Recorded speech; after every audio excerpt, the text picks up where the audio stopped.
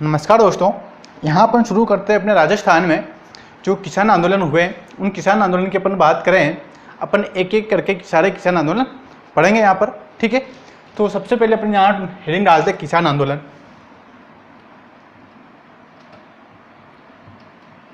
किसान आंदोलन,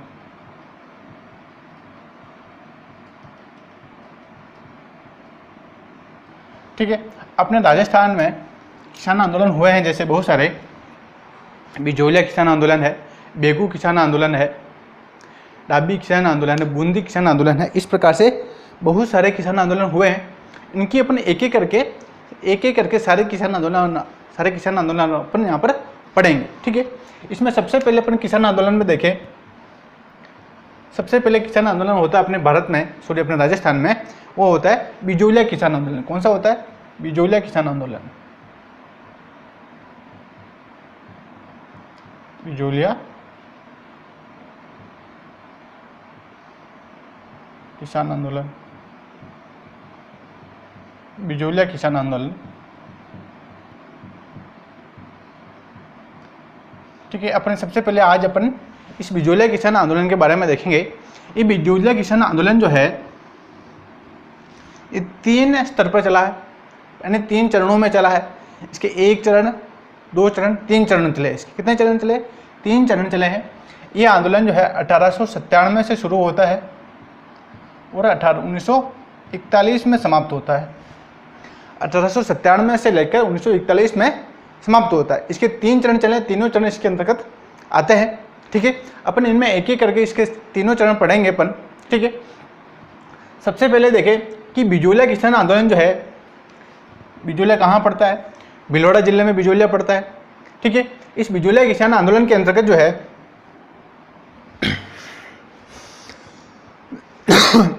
सबसे पहले देखिए इस बिजोलिया किसान आंदोलन का वहाँ का जागीरदार कौन था? बिजोले। और ये बिजोलिया किसान आंदोलन का जो मूल पुरुष था, बिजोलिया का जो मूल पुरुष था, कौन था? मूल पुरुष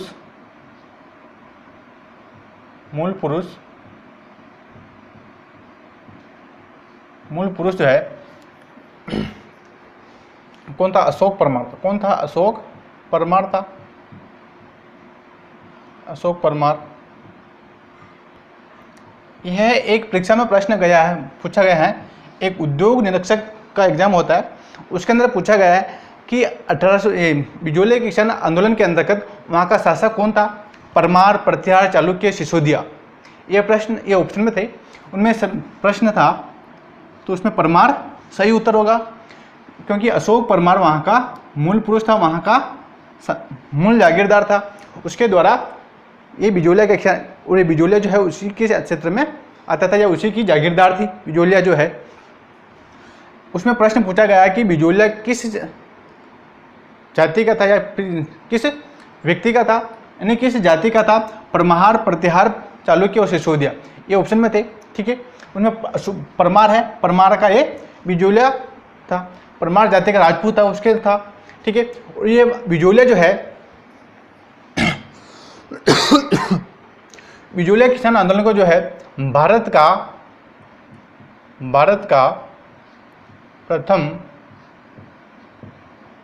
प्रथम अहिंसात्मक आंदोलन कहा जाता है।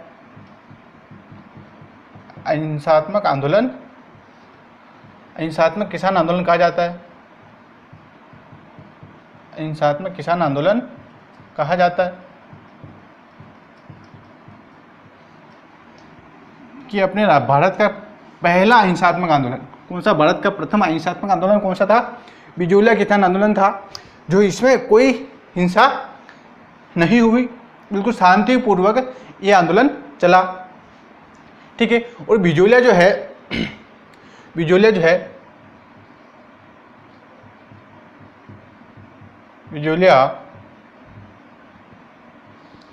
बिजोलिया से लेकर भैंसोड़गढ़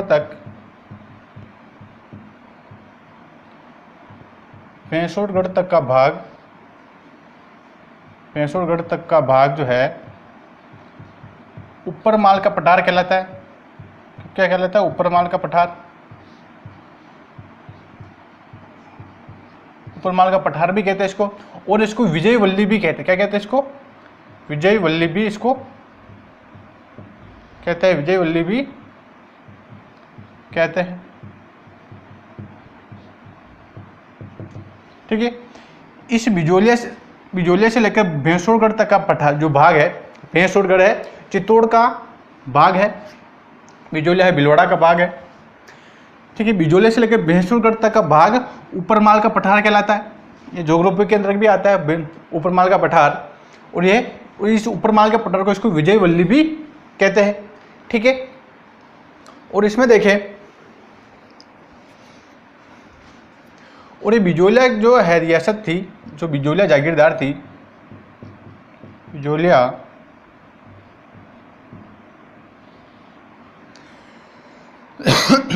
किसान आंदोलन के दौरान, बिजोलिया किसान आंदोलन के दौरान,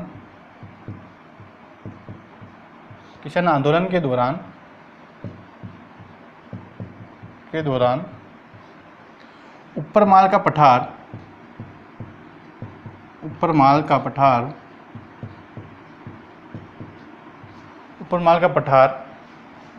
मेवाड़ रियासत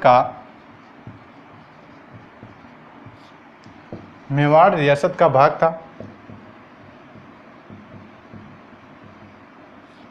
मेवाड़ रियासत का भाग था। किसका भाग था? मेवाड़ का भाग था। कि जो बिजोलिया किसान आंदोलन जो चला है, वह उस समय जो ऊपरमाल का पठार था, यानी बिजोलिया से लेकर भैंसोड़गढ़ तक का भाग, जो इसको ऊपरमाल का पठार कहते हैं, ये किस रियासत के अंतर्गत आता था? मेवाड़ रियासत के अंतर्गत आता था। इसका सारा कार्यभार जो है मेवाड़ के महाराणा ही देखते थे। मेवाड़ महाराणा के द्वारा ही यहाँ के जो जागीरदार थे, उन जागीरदारों को मेवाड़ महाराणा के द्वारा ही नियुक्त किया जाता था। ठीक है, इसमें आगे देखें, इसको मिटा दे एक बार। ये हो गया बिजोलिया के बारे में सामान्य जानकारी। ठीक है, यहाँ अपन देखें कि आगे अब बिजोलिया का प्रथम चरण शुरू करें।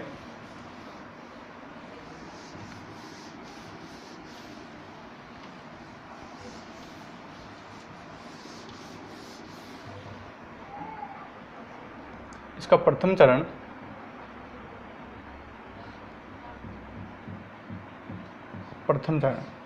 कि बिजोलिया किसान आंदोलन में कितने चरण चलते हैं? 3 चरण होते हैं। इसमें पहला चरण चलता है 1897 से लेकर 1915 तक, इसका पहला चरण रहता है। ठीक है, पहला चरण 1897 से लेकर 1915, फिर 1915 से 22, फिर 22 से 41 तक वो तीनों चरण चलते हैं। ठीक है, पहला चरण है 1897 से लेकर 1915 तक है। ठीक है, इसमें देखिए अपन, ये आंदोलन जो है, बिजोलिया किसान आंदोलन जो है, प्रथम चरण जो है, ये धाकड़ जाति के बिजोलिया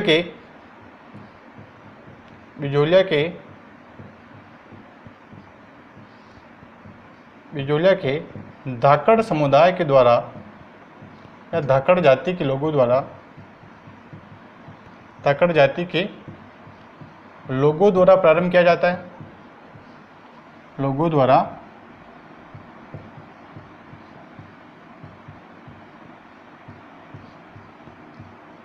द्वारा प्रारंभ किया जाता है।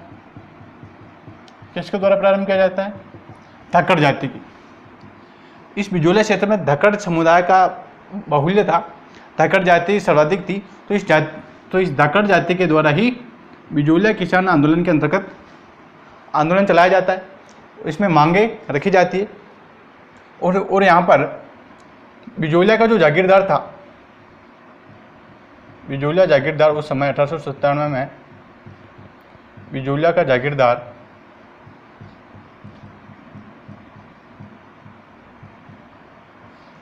था कृष्ण सिंह। कौन था? कृष्ण सिंह था। कौन था? कृष्ण सिंह। और उस समय मेवाड़ महाराणा कौन थे? मेवाड़ के महाराणा फतेह सिंह जी थे। कौन थे? फतेह सिंह जी। बिजोलिया के जागीरदार तो कृष्ण सिंह जी थे, और मेवाड़ के महाराणा कौन थे? फतेह सिंह जी थे। ठीक है, फतेह सिंह जी उस समय बिजोलिया किसान आंदोलन के दौरान फतेह सिंह जी जो है मेवाड़ के महाराणा रहते थे, और कृष्ण सिंह बिजोलिया का जागीरदार रहता है। ठीक है, इसमें देखें और इस कृष्ण सिंह ने जो है किसानों के ऊपर 84 प्रकार की लाग बाग लगा रखी थी। कितने प्रकार की? 84 प्रकार की लाग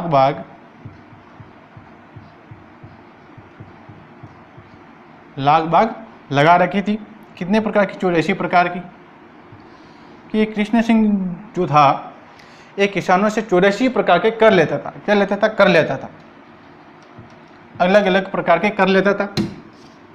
जैसे कोई चौरी कर है, तलवार बंदाई कर है, पगड़ी बंदाई है, अगर किसी का लड़के का ब्याह होता है या फिर कोई मृत्यु भोज होता है तो उसका अलग है, अगर खेतों से कोई ज़मीन से कोई फसल उत्पादित होती है उसका अलग कर है, और गांव में रहने का अलग कर है, और महाराणा उनकी रक्षा करता है उनका अलग कर है। इस प्रकार से उनके ऊपर से 84 प्रकार की कर लगा रखा था, 84 प्रकार की लाग बाग या फिर कर लगा रखा था। ये सारे कर जो है किसको जाता था? कुछ हिस्सा कृष्ण सिंह को रखने के बाद में सारा हिस्सा किसको जाता था? फतेह सिंह जी को जाता था। मतलब मेवाड़ के महाराणा कुछ हिस्सा जो है कृष्ण सिंह के पास रहता था, वो कृष्ण सिंह कुछ हिस्सा अपने पास रखने के बाद में सारा हिस्सा जो है फतेह सिंह जी को भेजता था। यानी जो महाराणा थे उन महाराणा को भेजा जाता था, जो मेवाड़ के महाराणा थे उनको। ठीक है, इस प्रकार से किसान जो यहाँ पर परेशान हो रहे थे। किसानों ने यहाँ पर परेशान होकर क्या हुआ? 1897 में बिजोलिया के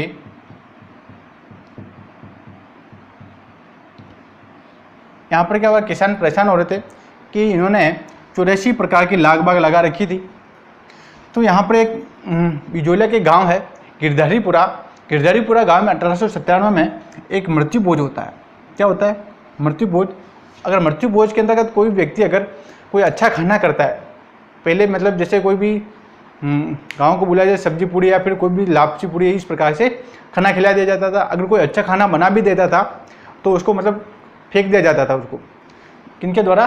जो जागीरदार थे उनके द्वारा वो खाना भी फेंक दिया जाता था, या फिर उनके अंदर कंकड़ मिला दिए जाते थे। दाल में कंकड़ मिला दिए, अगर कोई सामान मिठाई वगैरह बनाए तो उसमें मिट्टी डाल दी जाती थी, तो कोई व्यक्ति खा ही नहीं सकता था। इस प्रकार से उनको खराब कर दिया जाता था। तो यहाँ पर 1897 में एक बिजोलिया में गांव है गिरधारीपुरा, इस गांव में एक मृत्यु भोज होता है। इस मृत्यु भोज के दौरान गाँवों के धाकड़ समुदाय के द्वारा निर्णय लिया जाता है कि इस बिजोलिया के अंतर्गत जो अपने ऊपर कर लगा रखे, इस कर का अपने मेवाड़ महाराणा को पता है कि नहीं है। अगर पता नहीं है तो यहाँ से कुछ व्यक्ति को भेजकर मेवाड़ महाराणा को यहाँ की समस्या से बताया जाए कि बिजोलिया क्षेत्र में इस प्रकार की समस्या हो रही है। तो यहाँ पर 1897 में बिजोलिया के गिरधारीपुरा गांव में एक मृत्यु भोज के दौरान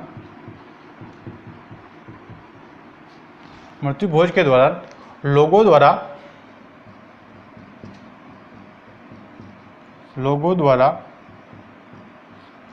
यह निर्णय लिया जाता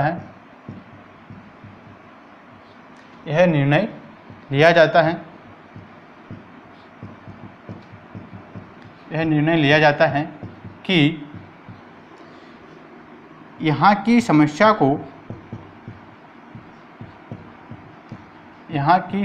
को मेवाड़ महाराणा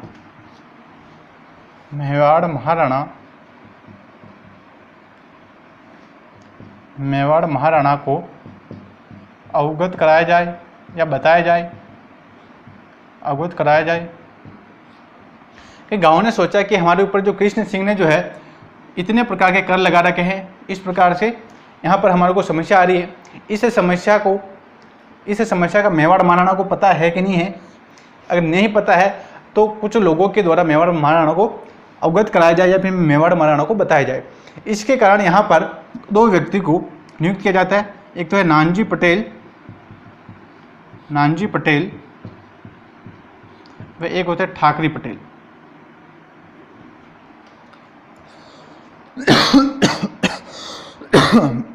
नानजी पटेल एक और एक होता है ठाकरी पटेल।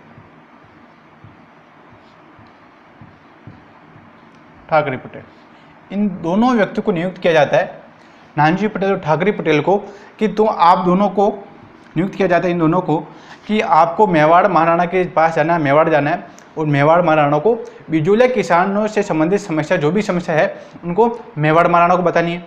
तो नानाजी पटेल और ठाकरे पटेल को नियुक्त किया जाता है, नियुक्त किया जाता है कि आपको बिजोलिया वहाँ पर मेवाड़ जाना है, मेवाड़ जाकर महाराणा को ये संबंधित समस्या बतानी है। ठीक है, तो नानाजी पटेल और ठाकरे पटेल पहुंच जाते हैं मेवाड़ महाराणा के पास में, और मेवाड़ महाराणा फतेह सिंह जी थे। फतेह सिंह जी को बिजोलिया से संबंधित सारी समस्याएं बताई दी जाती है, और मेवाड़ महाराणा के द्वारा एक व्यक्ति को बिजोलिया भेजा जाता है, उसका नाम है हमीद हुसैन। हमीद हुसैन नामक व्यक्ति को बिजोलिया भेजा जाता है। बिजोलिया के अंतर्गत देखा जाता है कि इस प्रकार की समस्या आ रही है कि नहीं आ रही है।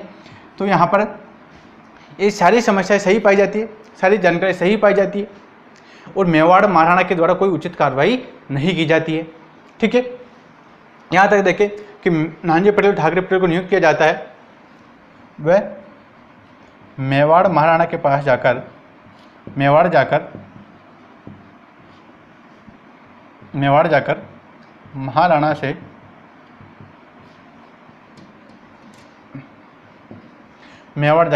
से महाराणा को समस्या बताई जाती है, समस्या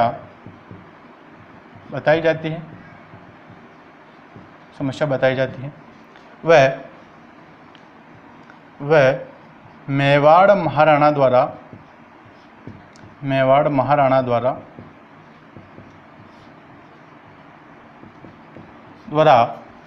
हमीद हुसैन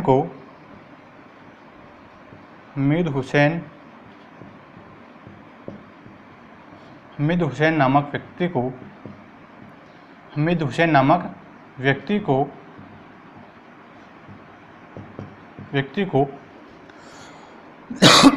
को शिकायतों की जांच के लिए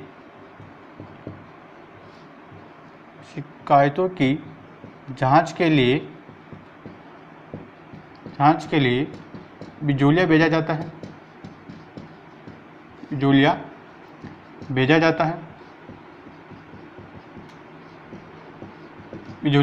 है, और इस बिजोलिया में सारी जांचें सही पाई जाती है।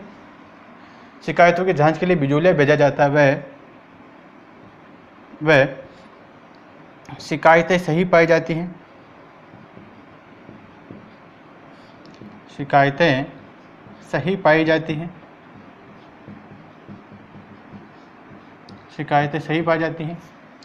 और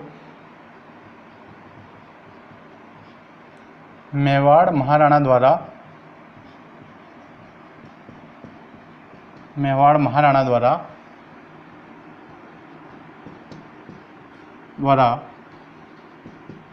कोई कार्रवाई नहीं की जाती है। ठीक है, नानाजी पटेल और ठाकरे पटेल दोनों को मेवाड़ महाराणा के पास भेजा जाता है। ये दोनों मेवाड़ पहुंचते हैं, और मेवाड़ पहुंचते ही मेवाड़ महाराणा को सारी समस्याएं बताता है कि बिजोलिया क्षेत्र में इस प्रकार की समस्या आ रही है। तो मेवाड़ महाराणा के द्वारा सारी समस्या सुन ली जाती है। सारी समस्या सुनने के बाद में वहाँ पर मेवाड़ महाराणा द्वारा एक हमीद हुसैन नामक, कौन सा व्यक्ति, हमीद हुसैन नामक व्यक्ति को शिकायतों की जांच करने के लिए कि ये दोनों व्यक्ति यहाँ पर आए हैं कि तो इनकी शिकायतें सही है कि या गलत है, तो इसकी जांच के लिए हमीद हुसैन नामक व्यक्ति को बिजोलिया भेजा जाता है। ठीक है, बिजोलिया भेजा जाता है, तो शिकायतें सही पाई जाती हैं। यहाँ पर क्या पाई जाती है, शिकायतें सही पाई जाती हैं, और इन शिकायतों को देखने के बाद भी मेवाड़ महाराणा की ओर से कोई भी उचित कार्रवाई नहीं की जाती है। ठीक है, यहाँ तक हो गया। मेवाड़ महाराणा के द्वारा कोई भी उचित कार्रवाई नहीं की जाती है। आगे देखिए, इसमें नानाजी पटेल और ठाकरे पटेल को वापस घर पे जाना ही था, ताकि मेवाड़ महाराणा तो इनको रखेगा नहीं। नानाजी पटेल ठाकरे पटेल को वापस बिजोलिया भेजते हैं अपन।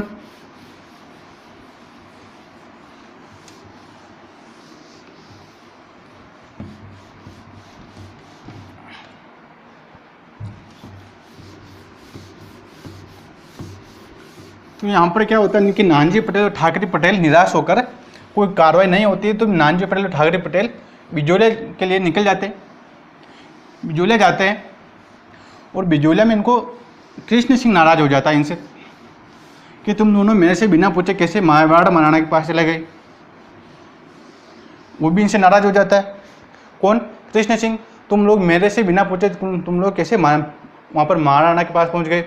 तो वो कृष्ण सिंह भी इनसे नाराज हो जाता है। नाराज होकर नानजी पटेल और ठाकरे पटेल को बिजोलिया क्षेत्र से निष्कासित कर देता है, यानी बाहर निकाल देता है। तुम लोगों का अभी इस गांव में कोई बिजोलिया क्षेत्र में कोई काम नहीं है, तुम लोग बाहर चले जाओ। उनको बाहर निकाल दिया जाता है। ठीक है, बाहर निकाल दिया जाता है।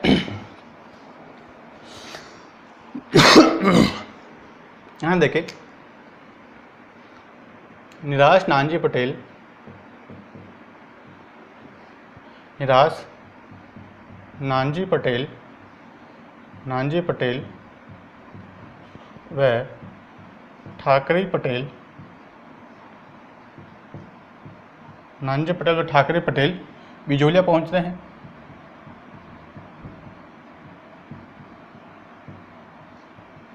बिजोलिया पहुंचते हैं।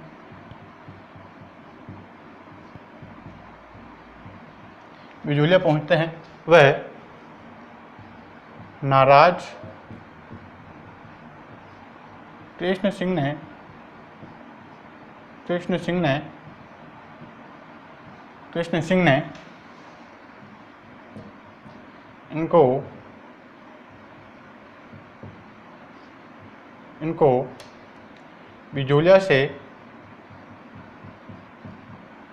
इनको बिजोलिया से निष्कासित कर दिया। इनको बिजोलिया से निष्कासित कर दिया कि तुम लोग यहाँ से निकल जाओ, तुम्हारा कोई काम नहीं है। नानजी पटेल और ठाकरे पटेल दोनों बिजोलिया पहुँचते हैं। वह कृष्ण सिंह इनसे नाराज हो जाता है। नाराज होकर ये इनको कि बिजोलिया क्षेत्र से इनको निष्कासित कर देता है।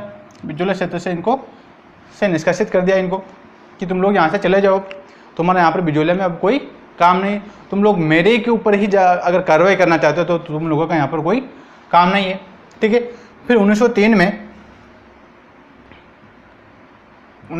में पृथ्वी सिंह के द्वारा एक नया कर लगाया जाता है। नया कर लगाया जाता है।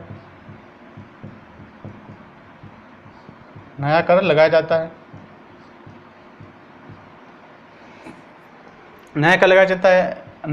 जाता है। यह चौमरी कर के नाम से जाना जाता है। नया कर लगाया जाता है चौमरी कर। चौमरी कर क्या होता है कि अगर किसी की लड़की का विवाह होगा या किसी गांव में किसी भी लड़की का विवाह होगा तो उसको चौमरी कर जागीरदार को देना होगा। किसको? कृष्ण सिंह को देना होगा। ये इसलिए लगाया था चौमरी कर।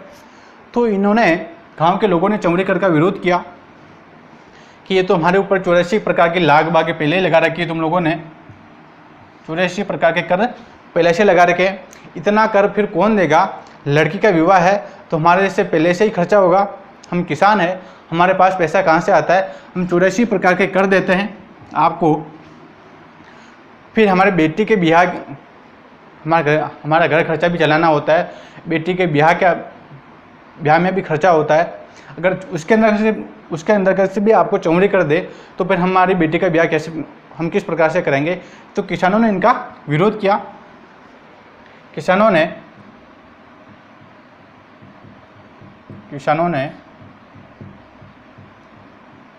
चौमरी कर का विरोध किया।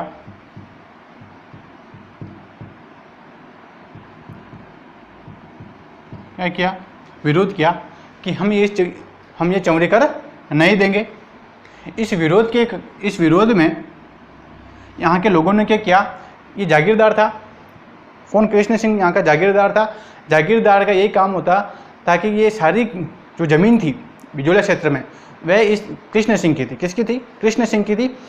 जितनी ज़मीन थी वह सारी ज़मीन जो है किसानों को अपने कुछ समय के लिए खेतों को बोने के लिए देता था। उसके अंदर से भी वो अपना हिस्सा लेता था। कौन? कृष्ण सिंह।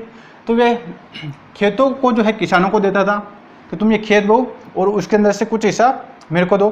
तो यहाँ पर जो विरोध किया इन्होंने, किसानों ने विरोध किया, वह खेतों को पड़त छोड़ दिया,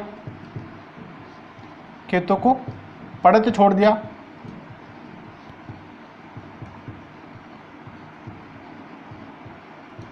खेतों को पड़त छोड़ दिया। पड़त छोड़ने का मतलब होता है कि खेतों के अंदर कोई फसल नहीं बोई।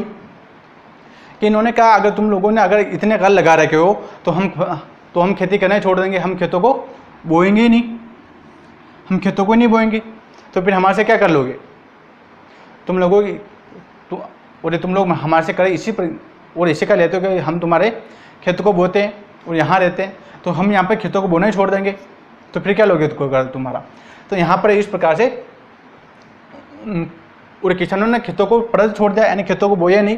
तो 1904 में किसानों से है कृष्ण सिंह ने चमड़ी कर वापस ले लिया, चमड़ी कर वापस ले लिया, चमड़ी कर कृष्ण सिंह ने 1904 में चमड़ी कर वापस ले लिया कि अगर तुम लोग खेत नहीं बोगे तो चलो रहने दो, चमड़ी कर मत दो, चमड़ी कर को हटा दिया जाता है। ठीक है, 1904 में वापस किसान खेती करने लग जाते हैं। ठीक है, फिर 1906 में इस कृष्ण सिंह की मृत्यु हो जाती है। इस कृष्ण सिंह की मृत्यु हो जाती है, कृष्ण सिंह की मृत्यु हो जाती है।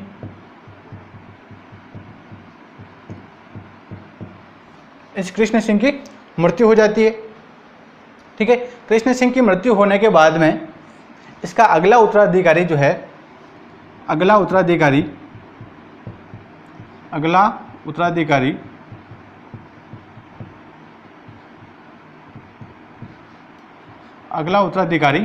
पृथ्वी सिंह बनता है। कौन बनता है? पृथ्वी सिंह। ये पृथ्वी सिंह भारी कलाकार था। ठीक है, अगला उत्तराधिकारी कौन बन गया? पृथ्वी सिंह बन गया। इसे कृष्ण सिंह का पुत्र था, कौन था? पृथ्वी सिंह। पृथ्वी सिंह अगला उत्तराधिकारी बन गया, किसका? विजोले क्षेत्र का जागीरदार बन गया। और पृथ्वी सिंह बनते ही पृथ्वी सिंह ने एक नया कर लगाया। पृथ्वी सिंह ने नया कर तलवार बंदाई के नाम से लगाया। तलवार बंदाई के नाम से लगाया। तलवार बंदाई के नाम से लगाया। तलवार बंदाई क्या होता था कि अगर कोई राजा महाराजा का अगर कोई पुत्र पैदा होता है, या फिर वो पुत्र अगर कोई शासक बनता है, क्या बनता है? जागीरदार बनता है, तो उसके ऊपर लगाया जाने वाला कर है कि अगर राजा का पुत्र कोई शासक बनता है, अगर जैसे यहाँ पर कृष्ण सिंह की मृत्यु के बाद में पृथ्वी सिंह नया उत्तराधिकारी बना। जिस प्रकार से अगर कोई व्यक्ति अगर उत्तराधिकारी बनता है, राजा का पुत्र अगर उत्तराधिकारी बनता है, तो उसके ऊपर तलवार बंदाई, किसानों के ऊपर तलवार बंदाई क्या लगाया जाएगा कि अगर कोई शासक बनता है तो तुम्हारों को ये तलवार बंदाई कर देना पड़ेगा। तो किसानों ने कहा कि राजा महाराजा तो तुम बन रहे हो, तुम्हारे को हमारे को देना चाहिए कर कि तुम लोग शासक बन रहे हो और हमारे से और उल्टा कर ले रहे हो। तो किसानों ने यहाँ पर भी इसका विरोध किया और खेतों को पड़त छोड़ दिया। पहले जैसे खेतों को पड़त छोड़ दिया कि हम खेतों को ही नहीं बोएंगे, खेतों को पड़त छोड़ दिया। तो कृष्ण सिंह था भारी कला, और पृथ्वी सिंह था भारी कलाकार था पृथ्वी सिंह। यहाँ पर भी पृथ्वी सिंह ने देखा कि इसमें चौड़ी करके अंदर किसानों ने खेतों को पड़त छोड़ दिया था। तो यहाँ पर पृथ्वी सिंह पहले ही मतलब किसानों को समझ लेता कि चाल और ये किस प्रकार के। तो और पृथ्वी सिंह भी भारी कलाकार होता है। तो इन्होंने कहा, पृथ्वी सिंह ने एक काम किया, कहा किसानों के अगर तुम्हारे खेतों को नहीं बोना है मत बो, मुझे कोई दिक्कत नहीं है। तो किसान तो यहाँ पर खेतों को पड़त छोड़ देते हैं, लेकिन पृथ्वी सिंह जो है कलाकार होने के कारण इसने खेतों को ऊंची बोली के ऊपर किसी दूसरे व्यक्ति को बेच दिया। खेतों को क्या कर दिया? ऊंची बोली पर बेच दिया। खेतों को ऊंची बोली पर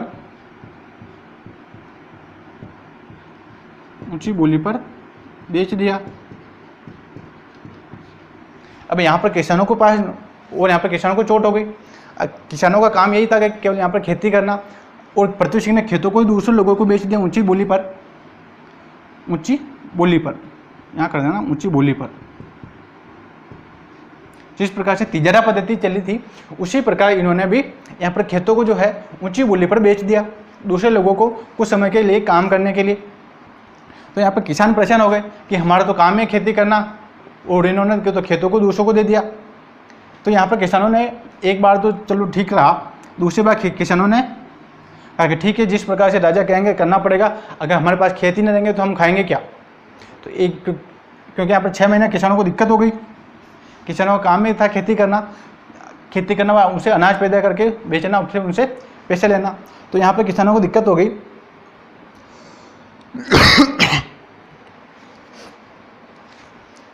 फिर 1914 में और ये कर जनता के ऊपर लगा दिया जाता है, तलवार बंधाई कर। और 1914 में पृथ्वी सिंह की मृत्यु हो जाती है। पृथ्वी सिंह की मृत्यु हो जाती है।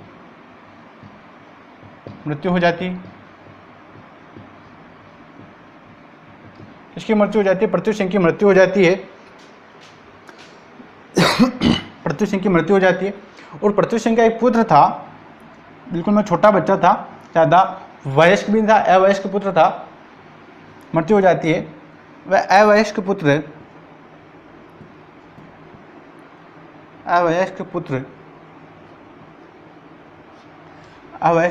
केसरी सिंह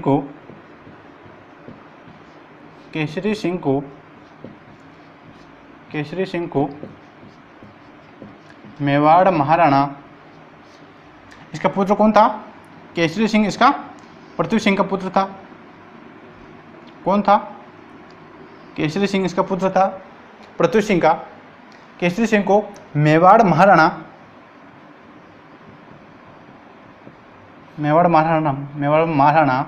अपने पास बुला लेते हैं।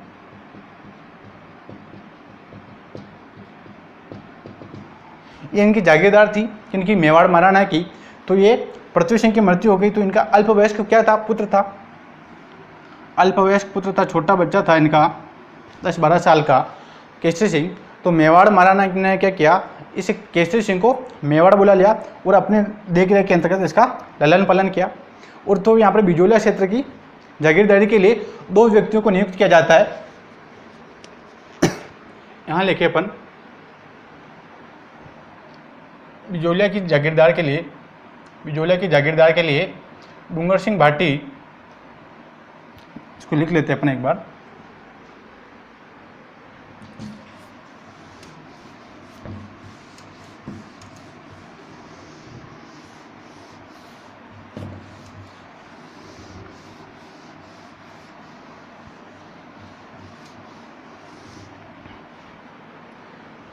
बिजोलिया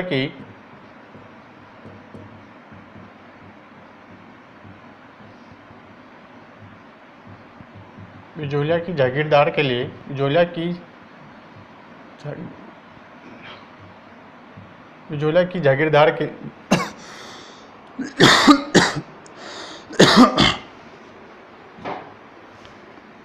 बिजोलिया की जागीर के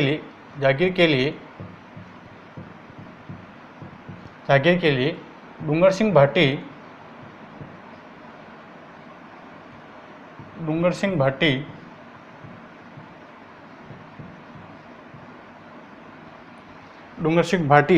व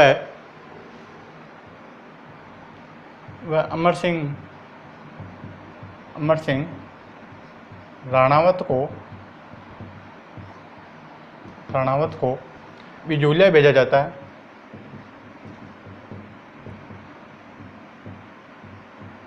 इनको बिजोलिया भेजा जाता है